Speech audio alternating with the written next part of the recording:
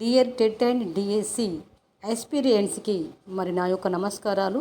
ఈరోజు మనం child development చాలా ముఖ్యమైన టాపిక్ అయిన 0 నుండి 2 సంవత్సరాల శిశు దశ ఇన్ఫాన్సీ స్టేజ్పై ఎంసీక్యూఎస్ అయితే నేర్చుకుందాం. ఈ ప్రశ్నలు టెట్ మరియు డిఎస్సి సీటెట్కు కూడా పరీక్షలకు కూడా చాలా ఉపయోగపడతాయి. ప్రతి ప్రశ్నకు సరైన సమాధానం మరియు ఎక్స్ప్లెనేషన్ అనేది కూడా ఉంటుంది. కాబట్టి వీడియోను పూర్తిగా చూడండి. వీడియోను పూర్తిగా చూస్తే మీకు అర్థమవుతుంది. చైల్డ్ డెవలప్మెంట్ ఎంసీక్యూఎస్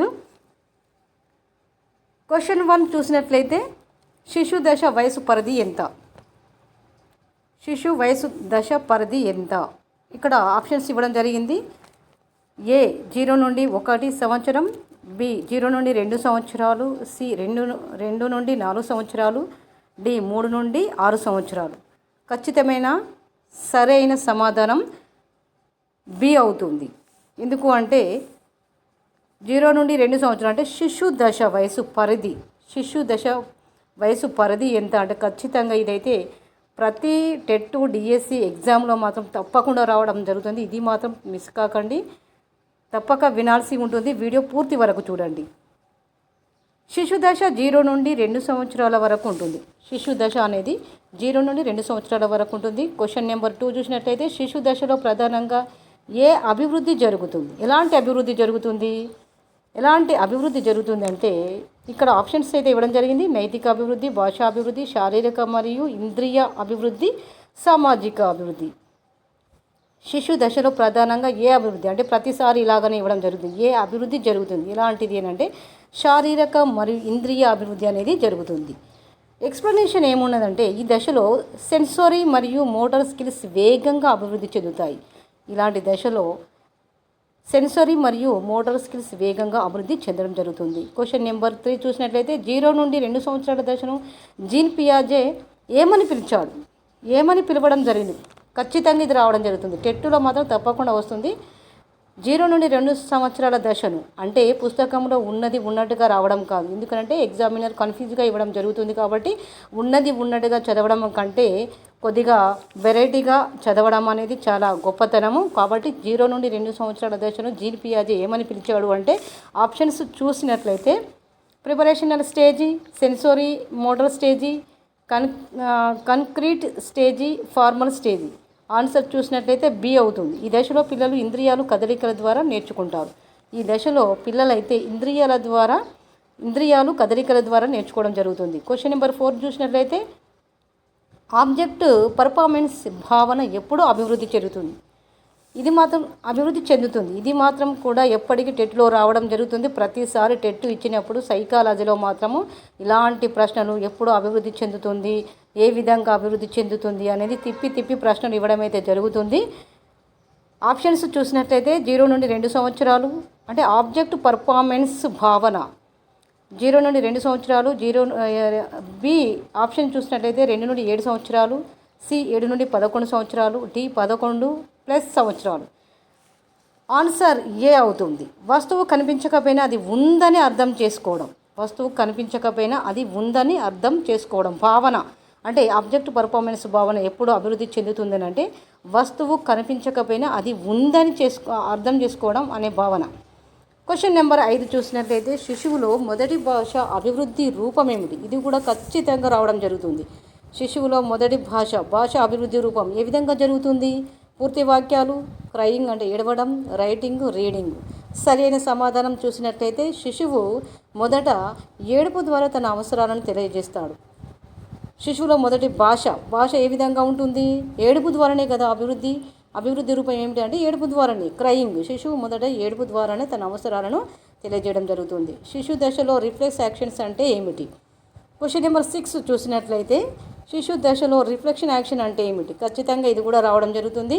నేర్చుకున్న ప్రవర్తన, సహజ సిద్ధ ప్రతిచర్యలు, ఇమిటేషన్, రీజనింగ్. ఆన్సర్ చూసినట్లయితే పుట్టుకతో వచ్చే ఆటోమేటిక్ స్పందనలు అంటే రిఫ్లెక్షన్స్ ఏ విధంగా జరుగుతాయి అని అంటే పుట్టుకతో వచ్చే ఆటోమేటిక్ స్పందనల ద్వారా శిశు దశలో రిఫ్లెక్షన్ యాక్షన్స్ అనేది జరగడం అవుతుంది. తప్పకుండా ఈ వీడియోని చూసి లైక్ చేయండి. సబ్స్క్రైబ్ చేస్తేనే మరిన్ని ఇలాంటి వీడియోస్ కోసం మీరైతే సబ్స్క్రైబ్ చేయండి. క్వశ్చన్ నెంబర్ 7 చూసినట్లయితే శిశు దశలో ప్రధానంగా ఏ బంధం ఏర్పడుతుంది? ప్రశ్న సరిగ్గా చదవాలి. శిశు దశలో ప్రధానంగా ఏ బంధం అనేది ఏర్పడుతుంది? ఫ్రెండ్షిప్పా, attachment with mother, teacher, relation, social group. ఏ విధమైనటువంటి బంధం ఏర్పడుతుంది అంటే ఖచ్చితంగా చూడాల్సిన అవసరం ఏంటిదంటే తల్లిదండ్రితో ఎమోషనల్ బాండింగ్ చాలా ముఖ్యము. ఇక్కడ శిశు దశలో ప్రధాన బంధం ఏంటిది?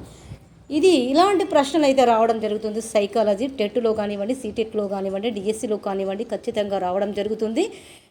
ఈ ఛానల్ మాత్రం తప్పకుండా ఫాలో అవ్వండి. క్వశ్చన్ నెంబర్ 8 చూసినట్టయితే శిశువు ఎప్పుడు తల నిలబెట్టగలడు? అంటే చాలామంది పిల్లలను చూస్తూనే ఉంటారు. పిల్లలు పుట్టగానే పిల్లలను ముద్దుగా చూడడము వాళ్ళతోటి ఆడుకోవడం జరుగుతుంది. కానీ శిశువు ఎప్పుడు తల నిలబెట్టగలడు అనేది ఎప్పుడు మాత్రం ఎవరు గమనించలేకపోతారు. ఎందుకనంటే పుట్టిన వెంటనేనా, బి 3-4 నెలల్లో, సి 1 సంవత్సరం తర్వాత, డి 2 సంవత్సరాల తర్వాత. అంటే శిశువు ఎప్పుడు తల నిలబెట్టగలడు? ఎవరైనా గమనించారా? గమనించి ఉంటే కామెంట్లో పెట్టండి. నేను ఖచ్చితంగా శిశువు నిలబెట్టగలడు ఈ నెలలో, ఈ సంవత్సరంలో, పుట్టిన వెంటనే ఈ విధంగా నేనైతే చూస్తాను అనేవారు మాత్రం కామెంట్లో తెలియచేయండి. ఆన్సర్ చూసినట్లయితే బి మోటార్ అభివృద్ధిలో ఇది ముఖ్యమైన దశ. బి అంటే 3-4 నెలల్లో, 3-4 నెలలు. ఎందుకనంటే శిశువు అప్పుడు ఆ అభివృద్ధి దశలోకి వస్తాడు కాబట్టి 3-4 నెలల్లో మాత్రం తల నిలబెట్టగలడు. క్వశ్చన్ నెంబర్ 9 చూసినట్లయితే శిశు దశలో నేర్చుకునే ప్రధాన విధానం ఏమిటి?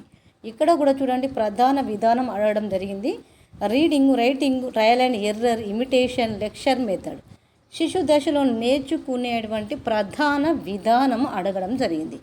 అంటే ప్రధాన విధానం ఏమై ఉంటుంది అంటే నేర్చుకునే దశ అంటే ప్రయత్నము, అనుకరణ ఇలాంటి ద్వారా నేర్చుకోవడం అనేది జరుగుతుంది. ప్రయత్నం చేయడం, అనుకరణించడం, reading, writing, trial and error, imitation. అంటే ఇక్కడ చూడండి ట్రయల్ అండ్ ఎర్రర్, ఇమిటేషన్.